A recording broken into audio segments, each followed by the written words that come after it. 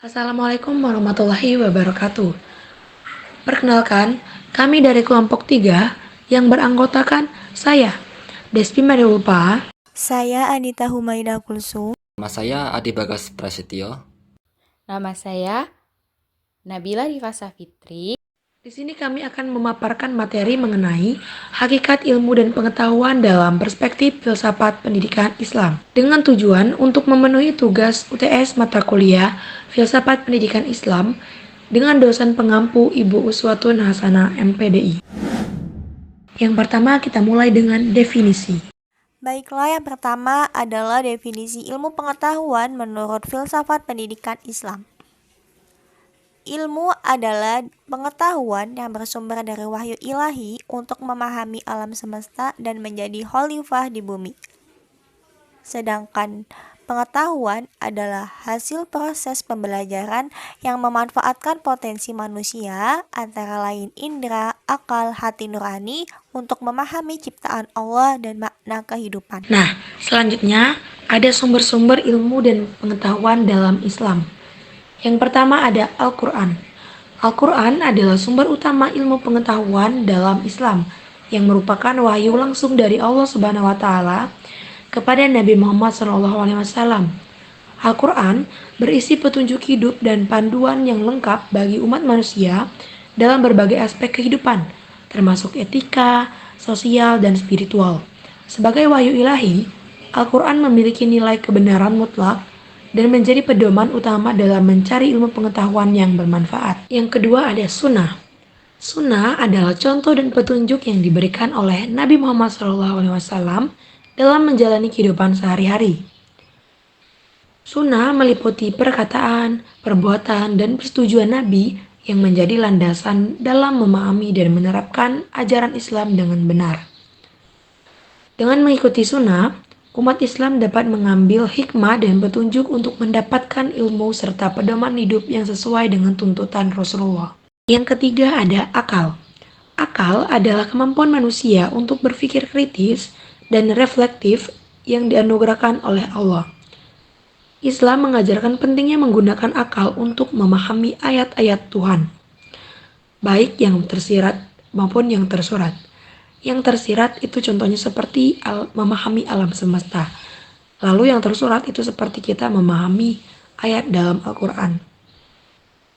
Melalui akal, manusia mampu merenungkan, mengkaji, dan menemukan kebenaran serta makna kehidupan sebagai bagian dari ibadah dan mencari ilmu yang mendekatkan diri kepada Allah.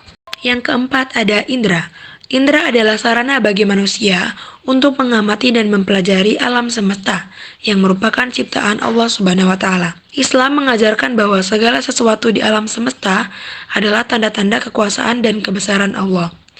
Dengan menggunakan indera, manusia dapat meneliti, memahami, dan mengapresiasi ciptaannya sehingga menambah keimanan dan pengetahuan akan keteraturan serta keindahan yang Allah ciptakan. Kemudian ada klasifikasi ilmu dalam pandangan Islam. 1. Ilmu syariah adalah ilmu yang bersumber dari wahyu ilahi seperti ilmu tauhid, fikih, dan akhlak, bertujuan untuk membimbing manusia mencapai kebahagiaan di dunia dan di akhirat. Kedua, ilmu kauniyah adalah ilmu yang mempelajari fenomena alam semesta seperti sains, matematika, dan teknologi, bertujuan untuk memahami ciptaan Allah dan memanfaatkannya bagi kemaslahatan umat manusia. Ketiga, ilmu insaniyah adalah ilmu yang mempelajari perilaku dan interaksi manusia seperti psikologi, sosiologi, dan ekonomi, bertujuan untuk memahami dan mengembangkan potensi manusia. Atau lebih disingkatnya, ilmu syariah membahas tentang ilmu ketuhanan, ilmu kauniyah membahas tentang ilmu pengetahuan, dan ilmu insaniyah membahas tentang ilmu kemanusiaan. Materi selanjutnya adalah instrumen meraih ilmu pengetahuan dalam filsafat, yang mencakup yang pertama, rasionalisme. Rasionalisme menekankan peran akal sebagai sumber utama pengetahuan.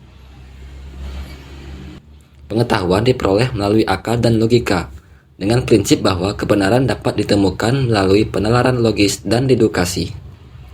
Yang kedua ada empirisme. Empirisme meyakini bahwa pengalaman indrawi adalah sumber primer pengetahuan, dan pengetahuan diperoleh melalui pengamatan dan eksperimentasi.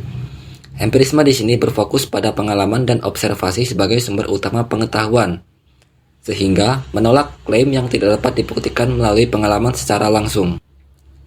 Yang ketiga ada positivisme.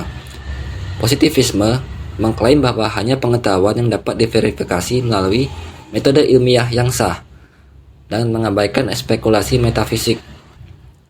Dan yang terakhir adalah intuisionisme. Intuisionisme berpandangan bahwa intuisi atau kecerdasan batin adalah sumber utama pengetahuan yang dapat diperoleh tanpa melalui proses yang logis. Lalu ada peran akal dan intuisi dalam pencapaian ilmu dan pengetahuan. Yang pertama ada rasionalitas. Itu akal adalah kemampuan kita untuk berpikir secara logis, menganalisis informasi dan membangun pemahaman yang sistematis. Contohnya ketika kita belajar matematika, kita menggunakan akal untuk memahami rumus, menyelesaikan soal, dan membuktikan teorema. Akal juga berperan dalam memecahkan masalah sehari-hari dengan cara yang logis dan terstruktur. Yang kedua ada intuisi. Intuisi adalah kemampuan kita untuk memahami sesuatu secara langsung tanpa melalui proses berpikir yang panjang dan rumit. Sering disebut sebagai firasat atau feeling. Contoh, ketika kita bertemu seseorang untuk pertama kali, kita sering memiliki perasaan tertentu tentang orang tersebut. Ini adalah intuisi yang bekerja. Intuisi juga berperan dalam proses kreatif, seperti ketika seseorang seniman atau penulis mendapatkan ide baru. Yang ketiga ada komplementaritas, yaitu menekankan bahwa akal dan intuisi saling melengkapi. Kita tidak bisa hanya mengandalkan salah satu saja. Contoh, seorang ilmuwan membutuhkan akal untuk merancang eksperimen dan menganalisis data, tetapi juga membutuhkan intuisi untuk mengajukan hipotesis baru atau melihat pola yang tidak terlihat oleh orang lain. Lalu selanjutnya ada integrasi ilmu dan pengetahuan dalam kurikulum pendidikan Islam. Di dalamnya terdapat keseimbangan ilmu, yaitu kurikulum pendidikan Islam menekankan pentingnya keseimbangan antara ilmu agama dan ilmu umum. Artinya, peserta didik tidak hanya diajarkan tentang ajaran agama, tetapi juga tentang ilmu pengetahuan seperti matematika, sains, sejarah, dan lain-lain.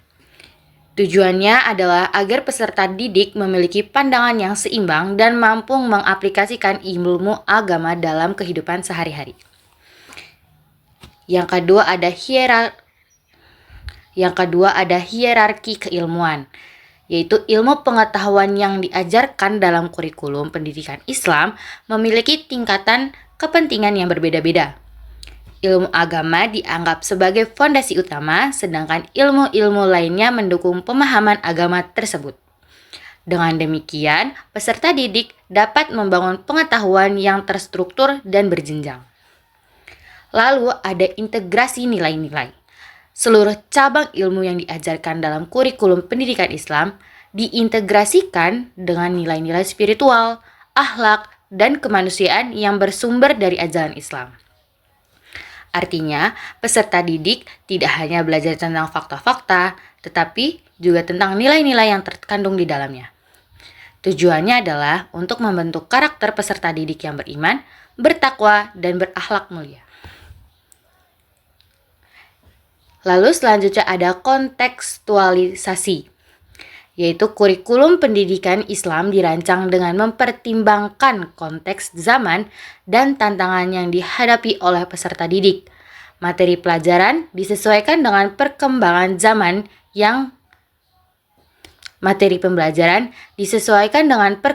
zaman dan kebutuhan masyarakat. Tujuannya adalah agar peserta didik dapat mengaplikasikan ilmu yang diperoleh dalam kehidupan nyata. Materi selanjutnya adalah implikasi hakikat ilmu dan pengetahuan dalam praktik pendidikan Islam yang mencakup pertama kurikulum terpadu. Kurikulum terpadu dalam pendidikan Islam mengintegrasikan ilmu umum dan ilmu agama, menciptakan kesatuan yang komprehensif. Tujuannya adalah membentuk generasi berkarakter, berakhlak mulia, dan cerdas, dengan pendekatan yang menyatukan berbagai disiplin ilmu dalam satu tema. Yang kedua, ada metodologi transformatif. Metodologi transformatif dalam pendidikan Islam menekankan pada pembelajaran aktif dan partisipatif, yang tidak hanya mengedepankan aspek kognitif, tetapi juga afektif dan psikomotorik. Pendekatan ini bertujuan untuk mengembangkan karakter siswa secara holistik. Yang ketiga adalah lingkungan Islami. Lingkungan Islami berperan penting dalam mendukung proses pendidikan. Lingkungan yang mendukung nilai-nilai Islam akan memperkuat pembelajaran dan internalisasi akhlak, baik di sekolah maupun di rumah. Dan terakhir adalah pembentukan karakter. Pembentukan karakter siswa menjadi fokus utama dalam pendidikan Islam. Melalui kurikulum terpadu dan metodologi yang tepat, pendidikan Islam bertujuan untuk menghasilkan individu yang tidak hanya cerdas secara intelektual, tetapi juga memiliki moralitas yang tinggi. Baik, itulah pemaparan dari kelompok kami. Semoga bisa bermanfaat. Kami akhiri. Wassalamualaikum warahmatullahi wabarakatuh.